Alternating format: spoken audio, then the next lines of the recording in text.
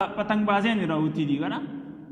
نو دا شعار دا د څه دی، دا یو لویه پرپړه لري چې دا سیکانو شروع کړی په یو دور کې، او د دې پوره تاریخ دی، پوره پس منظر دی چې دا د هغې شعار دی او باقاعده هغې دا ورځ مناوخي وسه.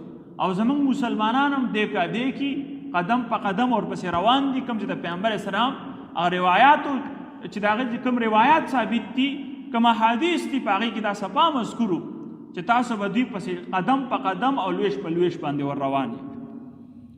نو ټولو کې غټه ګناه خو دا ده چې دا د غیر مسلمو سره مشابهت دی، دا پتنګ بازي نه کول د غیر مسلمو طریقه ده.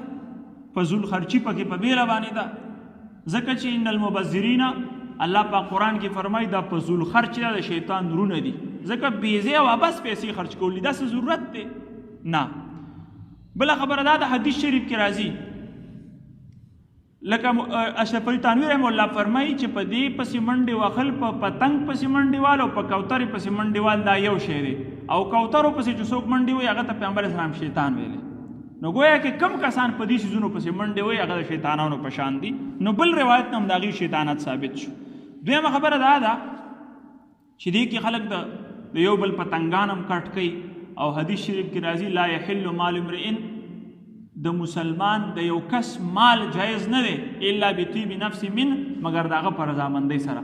دیږي کې یو کس بل راضي نه وي، په زوره د بل سیز د بل کس په پیسو دغه په سیز باندې قبضه اچوي، او دا د حدیث په رو سره چې دا سیز دغه دپاره سره جایز کېږي، نه حلال نه دی حرام دی.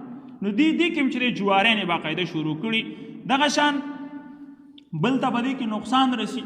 د مونځ نه پکې غفلت دی، د یاد الهی نه د الله پاک د یاد خو زه تصور هم نه چې دوی چې ته په پوره ورځ کې 100 پیریم د الله نوم علي او که نه، دا کم کسان چې دا کار کوي نو د الله د یاد خو ډېره لرې خبره ده. نو دغه سیز بالکل ختم شوی دی.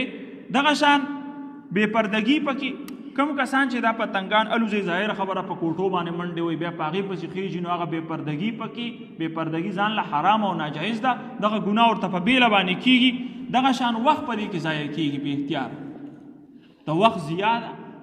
دغه وخت چې ته په قاعده ویلو کې، په قرآن ویلو کې، چې د الله په یاد کې، چې ته په تعلیم کې تیر کړی وی، نو څه فایده به در رسېدلی وي.